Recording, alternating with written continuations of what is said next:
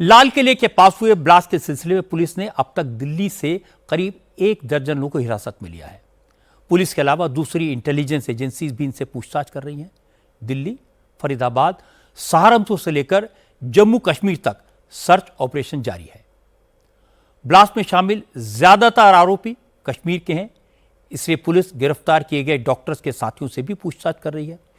Police हाफिज इश्तियाक को भी श्रीनगर लेकर गई है। इश्तियाक ने डॉक्टर मुजम्मिल को घर किराए पर दिया था। इस नेटवर्क की अहम कड़ी मौलाना इरफान अहमद के घर वालों से भी पूछताछ की जा रही है। हालांकि मौलाना के परिवार वाले उसे बेकसूर बता रहे हैं। उनका कहना है कि मौलाना इरफान सिर्फ तीसरी क्लास तक पढ़ा है, वो डॉक्टर्स का ब्रेन वॉश कैसे कर सकता है। नहीं पढ़ाई कुछ भी, उसको उर्दू नहीं आता है, इंग्लिश नहीं आता है, स्कूल का गेट उसने कभी देखा ही नहीं। तीसरी जमात तक पढ़ा है उसने। नहीं, ये सब इल्जामात है उन पे, सारे इल्जामात है, ये सब झूठ है। यहाँ पे कोई आता नहीं था, उसने तीसरी जमात तक पढ़ा है, उनको इंग्लिश आती नहीं है, वो कहाँ डॉक्टरों के पास जाता और उनसे बात करता। ये सब झूठ है, उन पे सारे इल्जामात है। जाहिर है मौलाना इरफान अहमद के घर वाले उसका बचाव करेंगे, शायद उन्हें जानकारी ना हो, लेकिन 18 अक्टूबर को श्रीनगर में सुरक्षा बलों के खिलाफ पोस्टर मौलाना ने ही लगवाए थे। नवगाम इलाके की जिस मस्जिद की दीवार पर पोस्टर चिपकाए गए, उस मस्जिद के पास मौलाना इरफान अहमद का कमरा था। कमरे की तलाशी के दौरान 3 पोस्टर बरामद हुए थे। इसकी तस्दीक आसपास के लोगों ने की है। कमरा खोलो, ले जाओ चाबी, दिया चाबी, मैंने कमरा खोला, गेट भी खोला, वहां तलाशी की, वहां निकला नहीं कुछ, सिर्फ निकला कोई पोस्टर 3। तब से इस वक्त भी चाबियां उन्हीं के पास है। पोस्टर क्या था, उस पे क्या लिखा? जो बनपोरा में लगाया वही पोस्टर, बोला इन्होंने यही वही पोस्टर है। हमने वो देखा, वो पोस्टर भी नहीं देखा। पुलिस ने बोला हाँ यही है वो पोस्टर जो उधर लगा है।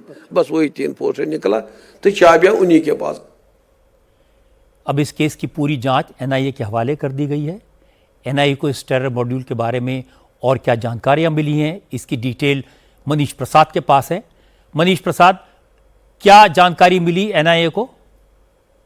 जी, जो ये पूरा सिंडिकेट है पिछले 3 साल से एक्टिव था, 2021 से लेकर अभी तक ये पूरा सिंडिकेट बना, और अंसारुल गज़वा हिंद जो है उसके एक सिंडिकेट के तौर पर, आतंकी संगठन के तौर पर हाशिम नाम का कोड वर्ड था जो कि इनसे लगातार संपर्क में था, जिसमें मौलवी, आदिल और डॉक्टर मुजम्मिल, इन तीनों की अहम भूमिका है।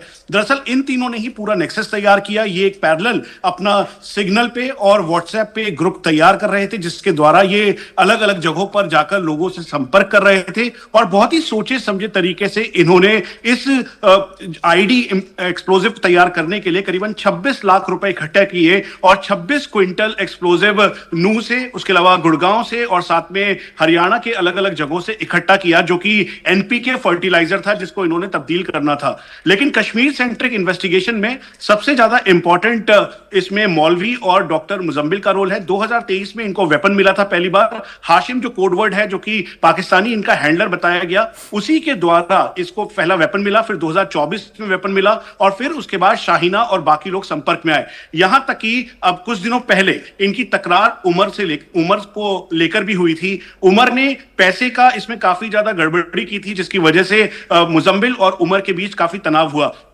उमर ने एक और सिग्नल आईडी क्रिएट की, जो कि रिकवर किया गया है डेटा एनालिसिस से एनआईए के द्वारा और साथ में जम्मू कश्मीर पुलिस और एजेंसीज के द्वारा, जिसमें बहुत क्लियर ये मैसेजिंग है, जिसमें पता लग रहा है कि ये पूरी कॉन्स्पिरेसी रची गई और इसके तहत ये कुछ बड़ा प्लान करना चाहते थे। लेकिन जब 6 की अरेस्टिंग हुई, उसके बाद उमर लगातार भाग रहा था, और इसीलिए धरपकड़ के तौर पर मल्टीपल एजेंसीज के तौर पर Jammu Kashmir police, Delhi police, NIA के सभी ऑफिशियल्स एक्टिवली उमर को ढूंढ रहे थे। और जो सोर्सेस हैं वो ये बता रहे हैं कि इंटरोगेशन में मौलवी ने यानी इरफान ने, उसके अलावा डॉक्टर मुजम्मिल ने इस बात को कबूला है। रजत जी, बहुत बहुत शुक्रिया मनीष प्रसाद इस अपडेट के लिए। आपने जो जानकारी दी है बहुत इंटरेस्टिंग है, बहुत महत्वपूर्ण है।